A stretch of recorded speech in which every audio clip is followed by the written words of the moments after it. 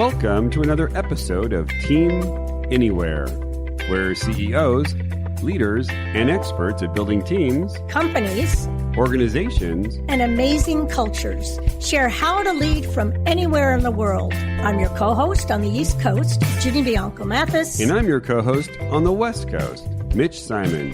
And we invite you to join us to Team Anywhere.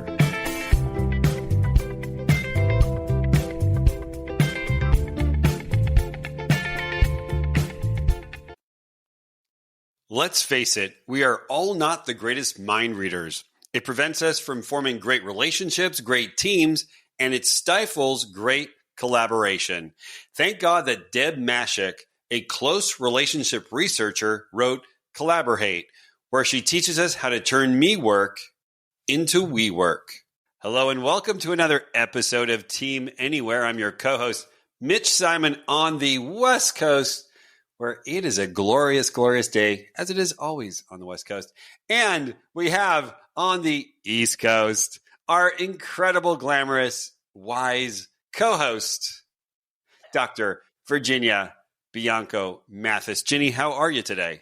Well, I'm great, but I'm beginning not to appreciate this West Coast snobbery. Well, we are snobs and we love it. And so, okay, but we have a guest who is not a snob and not on the West Coast. Who's our guest today, Ginny? Oh boy, are we special today. Today we have social psychologist Deb Mashek, and she helps business leaders navigate the relationship headwinds that tank timelines and bottom lines and overall well-being. She's an experienced business advisor, professor, and nonprofit executive, and her writing appears in MIT Sloan Management Review, Fortune, The Hechinger Report, Psychology Today. And Deb has been an invited speaker on collaboration and viewpoint diversity at leading organizations, including the United Nations and the American Psychological Association, and she's the author of a wonderful new book that we're going to get into today, Collaborate. Welcome, Deb. Mitch and Jenny, it is such a pleasure to be here. Thanks for having me. Oh, and I terrific. should say, I grew up in the Midwest and spent 14 years on the West Coast. And I've been out here on the East Coast for 5 years. So I'll be our mediary balancer. Oh, this sounds good. Yes, this sounds great. If you've been from the Midwest, you're definitely not a snob. Yes, that's true. That is true. Yeah, people are so nice out there. Yeah. All right. Well, Deb, give us a little bit about your background. Where are you from and how did you get into then the topic that you love in terms of collaboration? Oh, there's so many backstories that we could go into, and I don't want to take up our whole time on this, but I start the book by saying that the trailer park, my parents' alcoholism, and my PhD, that these were my three great teachers of collaboration. And just to very briefly hit on a couple of those things, I grew up as a free-range child in a trailer park where the only two rules were you don't leave the chain link fence. And if anybody was seriously hurt, then you go and you get an adult. But other than that, the kids were outside figuring out how to play, what the rules were, how to enforce it when, there was some jerk who wasn't following the rules and how to, get them back in line, but not in a mean way, such that they would actually come out and play again tomorrow. And so that was the trailer park. And then on the parents' alcoholism thing, as kids who grow up amid addiction often experience that the adults are not particularly great at adulting sometimes. And so I, not intentionally, but I learned pretty early on that I could turn to the relationships with other adults in my life to get my needs met. And so you learned how to be of interest to them, learned how to read the room about where the eggshells were, things like that. So that certainly helped. And then through the grace of God and the help of some amazing teachers in high school and actually in college too, made my way off to graduate school. It was my very first semester. And I happened to get to take a psychology of close relationships class. And I was the dork who read every single page of the assigned reading, who came to every class with my hand raised high, wanting to ask all the follow-up questions, and absolutely fell in love with it. And that's what I've been doing ever since, and finding ways of applying that psychology of close relationships to the real world, including, obviously, to this idea of workplace relationships and collaboration. And how can we make this whole working together thing less painful and more productive? Oh, wow. That's beautiful. And I love the learnings you got out of those experiences, because we also know that someone else could have gone through those same experiences and not come out as insightful as you did. So that's fabulous. Well, congratulations on the new book. And I love how one of your reviewers said you're like the relationship psychologist in your pocket. Why'd you write this book? What do you want people to take from it? So there are so many fantastic books out there already about collaboration. It's like, why the heck do we need another one? And my thinking on it is because of my background as a psychologist focused on relationships, what I bring to it is a particular lens where a lot of the books that are out there talk about the processes of collaboration or the tools of collaboration. Super, super important, but people are collaborating. The tools themselves are not the things doing the collaboration. So if you want to improve collaboration, you need to improve the relationships among the people doing the collaboration. And so I like to say, if you don't focus on the relationships, you're trying to cook without salt when it comes to building collaboration. And so what I want people to get out of it, first of all, as you mentioned, the book is titled Collaborate, and that H is kind of a quiet little wink in the title, trying to give voice to the fact that collaboration is really freaking hard because people are involved and people are difficult. And so there's a lot of cultural rah-rah enthusiasm as though, collaboration is the best thing since sliced bread, that it's, some combination of the bee's knees, the best solution for every possible problem. And I mean, it might be true, but if we don't also talk about why it's hard and how it goes off the rails, we're doing a huge disservice to all of the people out there who are stuck in these workplace environments where they're, told to go collaborate. And it gets very hand wavy. It's like, I don't know, just go work together without actually equipping them with the skill sets, the mindsets, the talents, the tools and resources to actually be able to do that well. So I wrote the book hoping to make this whole playing nice with others thing less painful and more productive. Fabulous. I love also you use a phrase in your book that collaboration can sometimes go sideways. Sometimes. Yeah. And so what does a team who collaborates look like? Yeah. So a team that's collaborating well, you see people who, first of all, like to be together. They enjoy each other's presence. They view each other as competent. They see that what they're able to do together is more magnificent, more nuanced, more creative than what any of them could have done alone. So there's already an appreciation for the value that not just the other person is bringing, but that you're going to be able to create together. And they're really intentional about everything from how they structure their work. They believe that the other person, if they say they're going to do something, that they actually are going to do it. So I don't need to be watching over your shoulder and micromanaging everything.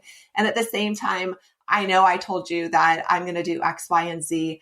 The fact I told you that means that I am absolutely going to hold my word. I'm going to do those things, and it's going to come together in well-sequenced, highly fulfilling, and amazingly productive experiences for everybody. Right. You have wonderful tools in the book. And I think you said something that was significant. It's like, well, go off and play. And you even talked about, the kids playing in the trailer park. There is an assumption that you'll figure it out. When you're together, you'll figure it out. And we have seen such dysfunctional teams sometimes. And they're obviously coming to light now with hybrid and virtual. But to your model, you have something called the Mashek matrix, and it has 4 quadrants. Can I just say, let's observe for a minute how self-referential this title is of this metric for something, or matrix for something that's about collaboration. So I'm just going to own that. I think that was perfectly appropriate. And it has 4 quadrants. Can you talk about what's, behind the 4 quadrants? Because why you even came up with a matrix? Yeah. So we know experientially that if you ask people, so tell me your true thoughts and feelings about collaboration, there are all sorts of positive words that come up. People say it's full of potential, it's fun, it's exciting, but there are also all of these negative words like it's risky, it's onerous, it's more effort than it's worth. And so what I wanted to figure out is why is that? Why is it that some of us really freaking hate collaboration, at least some of the times? And why is it other times it's like glitter encrusted unicorns are flying through the sky? What is this really about? And so I started thinking about this as a close relationships researcher. There are two things at play. One, there's relationship quality. So do I like the other person? Second, are my outcomes dependent on your behaviors? So I mentioned I'm from the Midwest. So I like a good farm metaphor. So whether I like it or not, is my wagon hitched to your horses? And what if your horses are actually really ill-mannered and they're going to run me off a cliff and I can't do anything about it? That is miserable. And that's what I talk about, this idea of being collaborate, where you're suffering the consequences of other people's actions or inactions and you don't much like them. And so that is really a horrible place to be. And if you want to get out of that, and maybe it's a very theoretical process, but if you want to get out of that, the wrong thing to do is just start going and doing trust falls or doing something that supposedly is going to improve your relationship quality. Because psychologically, it's really hard to just start liking somebody again when you're tethered to them in that fashion. Instead, what you need to do first is decrease some of those interdependencies. And we can talk about some of those, the dials that you can turn later to talk about that. And I should say, this is a clearly very visual model that if people would like to have access to it, just let me know and I can send you the poster or whatever. Oh, sure. Well, we're going to make sure they all go to your website and so forth. So yes, in the matrix, then you try to show the balancing of the interdependence, the real collaboration, where there's potential and where there's also collaborate. So I love that. And the notion of the awareness of keeping it in balance, because like all of us go into one and stay there and have these blinders on. So you've mentioned the need for increasing the relationship quality, and you even come up with 9 strategies to increase that kind of collaboration, the relationship quality. I'm going to ask you to choose like 3 or 4 of them. I think we want people to go read about all 9. But in the ones you choose, please talk about bring the donuts. Okay, so that'll be a special request for donuts. So the idea of bringing the donuts doesn't literally mean bring the donuts unless you're collaborating with me, in which case, please do actually bring the donuts. I would appreciate that. But the idea is that all relationships, all of our social relationships exist on this continuum from being very exchange oriented to being very communal oriented. An exchange oriented relationship is this tit for tat notion. So for instance, I need a ride across town. I give the bus driver $3 and he takes me across town. I mean, it's really clear, like this happens, then this happens. And that service in exchange for money or something else, it happens really close in time. So there's a proximal aspect there. In contrast, a communal relationship, I'm not tracking inputs and outputs. I'm doing things to make other people's worlds a little bit better. They're doing things that are nice for me, not because they have to and not because, oh gosh, I better do something nice for Deb. That way she owes me and I can call in the favor later. That's right. Not what a communal relationship is about. It's really about like, no, we're trying to contribute to the common good. We can do that in our workplaces by little things like bringing the donuts. Or I once I was giving a keynote and a guy got really upset that I talked about bringing the donuts because I was advocating for unhealthy eating. So I should say, like, if you'd like to bring the crudité plate, that's also perfectly allowed. You can also do things like offer to take the first crack at drafting the memo, being willing to share the shitty first draft. So, like, hey, I'm taking this risk of putting it out there. If you have somebody who keeps complaining that I'm having a tech issue right now and I keep posting about it on my personal Facebook page.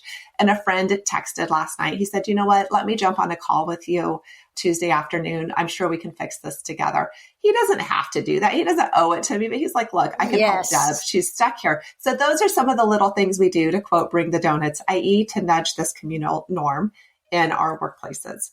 So glad you like that one. No, I love that. And your continuum idea.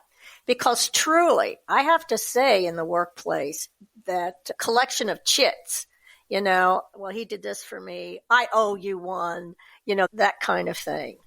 and the other word was risk. If you take the risk to show I'm jumping in, right? So if we all do it, it's going to be a much better place. Mitch, you had a question as a close relationship researcher. What is the difference that you're finding between me having a close relationship with you, Deb, and then me having a close relationship with, let's say, 10 other people all at the same time? What would I need to do to build that type of a relationship? So when we think about closeness as itself a continuum, you can think about to what extent do I see the world through the other person's eyes? To what extent are my perspectives aligned with theirs or influenced by them, that sort of thing. And it's not that you need all 10 of those relationships to be close. It's more that ideally you're in relationship with all of them, that you can see the sense of what I call we-ness.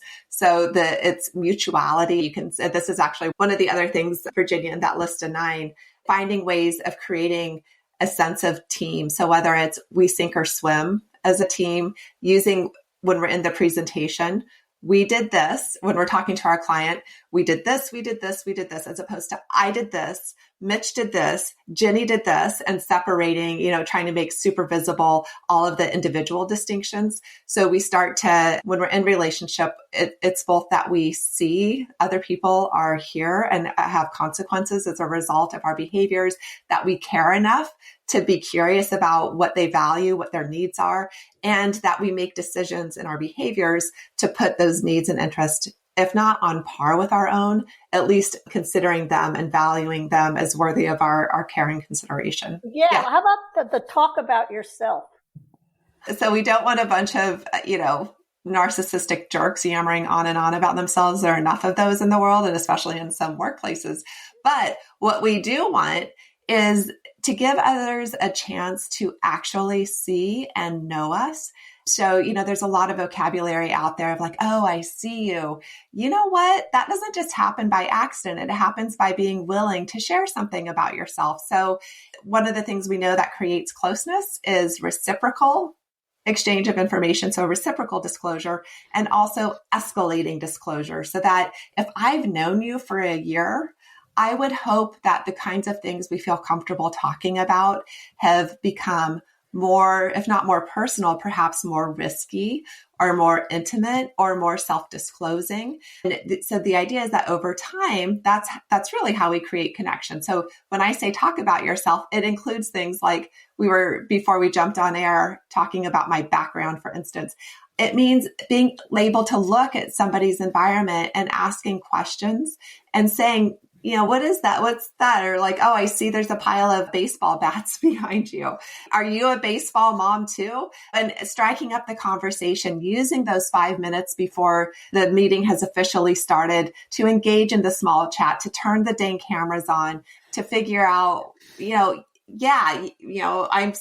sitting here sick today. It's okay to show up sick. Well, I don't really mean like go to work sick, but I've got a little stuffy nose and sorry, there are tissues everywhere. I'm learning something about you by experiencing your whole background right now. And it's just a way of letting the self be seen and known and valued, and doing that in return to other people. That's how we form connection. Well, you have others. And I said, we can't get through all 9, but your checklists are incredible, letting the audience know. And of course, there are things like we've heard before, but we have to be reminded. Set clear expectations on the team, right? Make agreements about if there's going to be a glitch in me getting something on the date we promised, that we know within a certain amount of time. I feel this one, I want to shake everybody, because we keep saying, of course we need to have clear expectations. And yet we don't do it, in part because I don't think we slow down enough to say, what are all the ways that we do carry around expectations? And we think just because we have expectations that other people have the same expectations, but it turns out we're all pretty crappy mind readers. And so you got to have the conversation. I mean, so just, take one example of a meeting. There are so many expectations that go into a meeting, like who sets the agenda? When are they setting the agenda? Do other people get to have input on it? Really? At what point are you supposed to share that you have an idea for agenda? Is there an expectation that someone's going to ask you for that? Or are you just supposed to know and add it? And what about when we show up in the Zoom room? Is there an expectation of cameras on? Is there an expectation of the most senior person talks first or the least senior person talks first? So just on this one topic of meetings, I once listed out for myself, what are the expectations around it, and came up with something like 30 or 40, I don't really remember, on that one topic alone. Does that mean we should sit down and talk through all of our expectations about everything in our work world all the time? Probably not, because you're not going to get anything else done. But if there's something that's truly important to you or to that person or to the project, absolutely have a conversation about it. Because again, none of us are mind readers. And it's like rule number one in any relationship. It's if you want to dash people's expectations, have those expectations and don't tell them about it. It's such an easy way to get other people to disappoint you. It's amazing. It is. And I find, I don't know, Mitch and Deb, if you find this, that sometimes the people in the room running the meetings feel, well, they don't want to bring up expectations because that's a little embarrassing. Or, well, we're all adults here. We don't have to, we all know in our minds, right? And I just loved a meeting I went to recently, and the CEO was going on Zoom off and off. And finally, someone in the group said, Joe, could you share why you're sharing this story with us? Because it was so off base, right? And it was such a beautiful question. And it brought him back to center. Yes, totally the expectations. Well, let's go into another. You talk about adjusting the dial.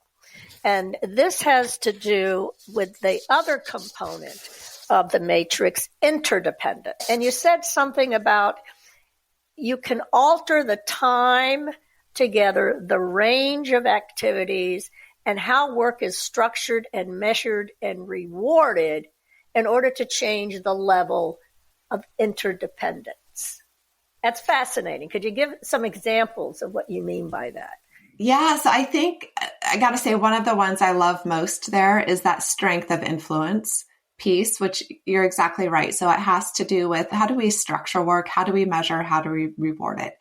Work tends to be structured in one of three ways. So anyone who has ever been a part of a high school shared project or a college class, and evidently this happens a lot in MBA schools as well, the strategy seems to be divide and conquer. So we need to do a case study. Okay, you go figure out this part, I do this part, you do this part.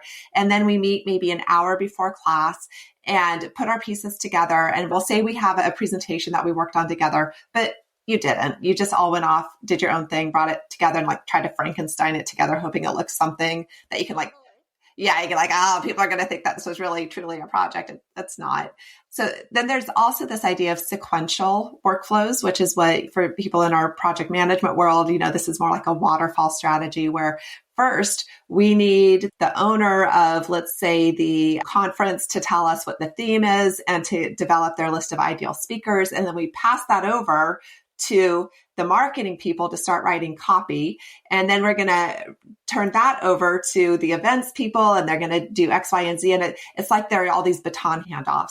That's slightly more interdependent in the sense of I can't do my work until you hand off yours.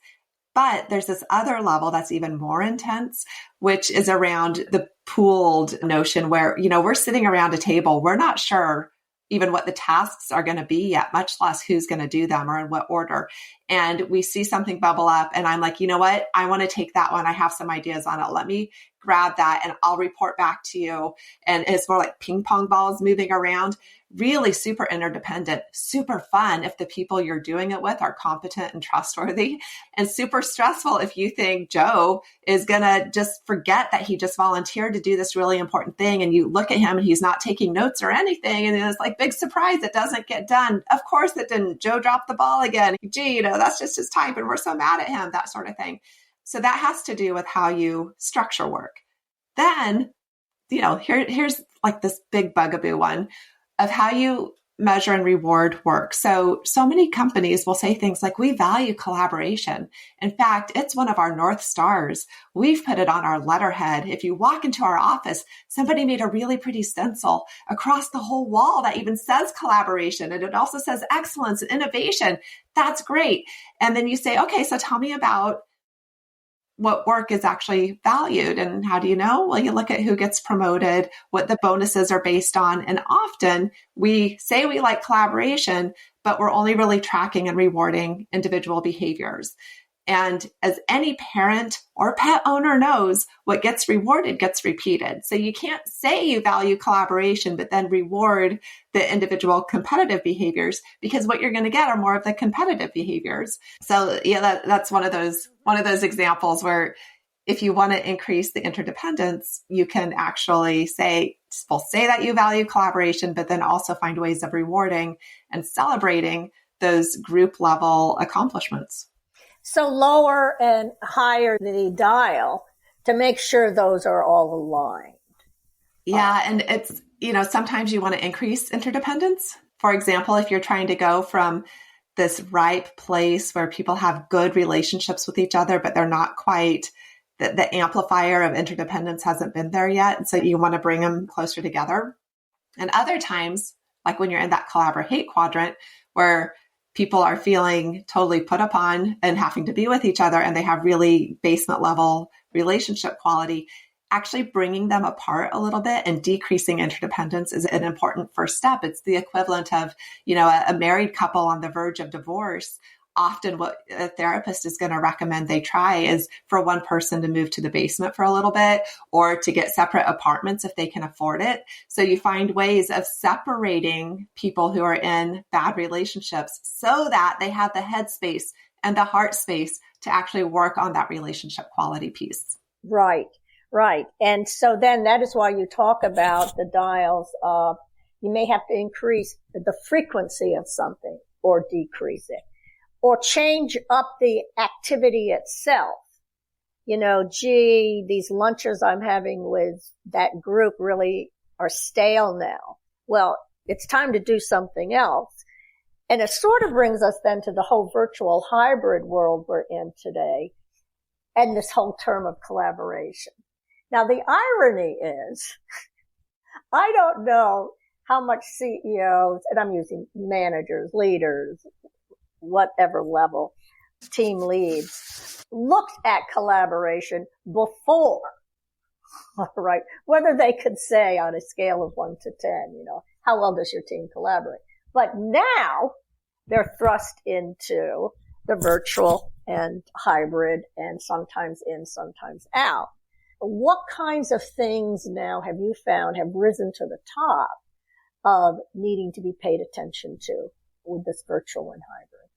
So I'll start with a story, which is I feel that March 2020 was a little bit like 2 a.m. at the bar, when all of a sudden the bartender is like, it's closing time, and they flip on those really horrible fluorescent lights, and you realize how totally disgusting this bar was all along, where there's like really sticky stuff all over the counter. There's like some dude in the corner passed out. That was there all along. Nothing has changed about the environment. Your ability to see the problems is what has changed. So March 2020 rolls around. Suddenly, we're all thrown into this remote world, and we start to see the dysfunction that was there all along. There were plenty of really amazing collaborations that just kept on chugging because the foundations were really solid and they were able to make the transition. For those of us who were in collaborations where our physical proximity had papered over some of the challenges, where, let's go back to our friend Joe, who we've used in a couple examples. I really want to meet this guy. Imagine our friend Joe, we used to work right next to him. So when he didn't do X, Y, and Z on the project, I could just go over and be like, seriously, Joe, I'm still waiting on this thing. And so we could nudge him thanks to physical proximity. That became harder to do for a little bit, at least until we figured out our interfaces and some processes around there. So here's the thing, and I don't think this is a hot take, but I'll say it and you can tell me if it's a hot take. The principles that underlie effective, incredible collaboration in person or virtual are exactly the same ones as for the virtual. So you need high relationship quality, and you need to be careful about the interdependencies, again, that you're putting in place. How those principles are brought to life differs in person versus, more remote versus hybrid settings. So for instance, where in person, I might literally be able to bring the donuts. If, what does that look like in a virtual world? It's like, let me send that calendar invite for you. Like, you should not always have to be the one to send the calendar invite. If you have colleagues who are working on another coast, when you send them your availability, you send the availability in their time zone, not your time zone, because, somebody has to do the time zone math. It's such a simple gesture that makes somebody else's world a little better. That doesn't take, it takes you maybe a few seconds, and I certainly have screwed it up, more times than I care to admit, but people notice it that let's meet this time. Oh, you know what? You said that you have to take your kids to dance class then. Never mind. I can open up my availability a little bit more to make this more available for you. So, it looks different virtually, but the principle that undergirds it of being responsive to who the other person is, of caring enough to see them, of being willing to establish connection, those are identical. I totally agree. And I love the example you give, because it does mean being mindful. And that's why I love your book, because you give us some labels, terms, language to use. So it's one thing for the team lead to say, well, I'm sorry you're having trouble with Bob. You're just going to have a better relationship with him, or you're just going to have to get to know him better. Well, if I use some of the approaches in your book, I'll know I need to increase the interdependencies. There are some ways to do that. And I think this is such an important point, because I don't think anyone is going around like, I don't want to help Bob with his relation. They just don't know, because collaboration is not something that we're teaching. We don't teach it in college, and we could talk about some of those data if you want. And to get ready to write the book, I did a survey research of people in the United States who are employed full time, and asked, so have you ever received any professional development and how to make this whole collaboration thing work well? And 1/3 of people said no, not at all. Something like, I think maybe 6% said a few minutes. And so I think that might be like reading the Dilbert cartoon in the coffee room or something like that. Yes. But this is not something we're training. Why aren't we training it? Because it feels like a mysterious black box. We don't necessarily know how to unpack it. That's where I can come in and say, actually, we do know a lot about this. It doesn't have to be a mystery. So that I think a lot of people historically have not had the tools and the conversation available to them to make this better. Yes. Second to the last question. So let's say I have a hybrid company. I have 300 people. Oh my gosh, I don't think we're collaborating enough, or something's wrong, and I call you in. What's your process? How do you approach? What do you do? Yeah, like what the heck is a collaboration consultant? So first and foremost, I am a social psychologist. So I believe that behavior is a function of the individuals and their environment. So if you want collaborative behavior, you ideally are hiring for collaborative people, but then the environment, so the relationships, the processes, and the culture that you have in place are going to give rise to more or less of those behaviors that you want. So my dream clients are the ones who say, let's actually assess this. Let's do one of these diagnostics, figure out where the hot spots are so we can figure out how and where to intervene. And then once we've done the diagnostic and we see the hot spots, I love sitting down, I definitely with the executive, but ideally with the leadership team as well, and saying, let's co-create. Let's look at these hot spots. Let's figure out what levers are available to you. Which ones do you have agency to throw? Which ones are affordable within your resource environment? Which ones are politically viable? Because for any of those layers, the relationships, the processes, the culture, there are absolutely things you can do. And my job is to put that menu in front of people and say, what are you most excited about? I'm a big believer in you go for the early wins to help build up the momentum And because of that equation, you know that any thread you pull on one piece of it is going to start influencing and changing the landscape over on this other part. So it feels like a quagmire sometimes. But then if you just keep going back to the basics of, you know, we know these are humans, that we're trying to influence their behavior and change their behavior. Let's start with the basics and build up from there. Great. Well, how can people find out about you, get your book, these checklists and these roadmaps and these tactics? The easiest way, I should say, is collaborhate.com. And there you can sign up for the One Simple Tip newsletter to be delivered. It's every 2 weeks. So I try not, my goal is to not be a spam bot. And then you can also connect with me there on all of my social platforms. I'm most active on LinkedIn. I'm there every single day, and on TikTok, which still baffles me a little bit. And then the book, of course, is available everywhere great books are sold. That's wonderful. Mitch.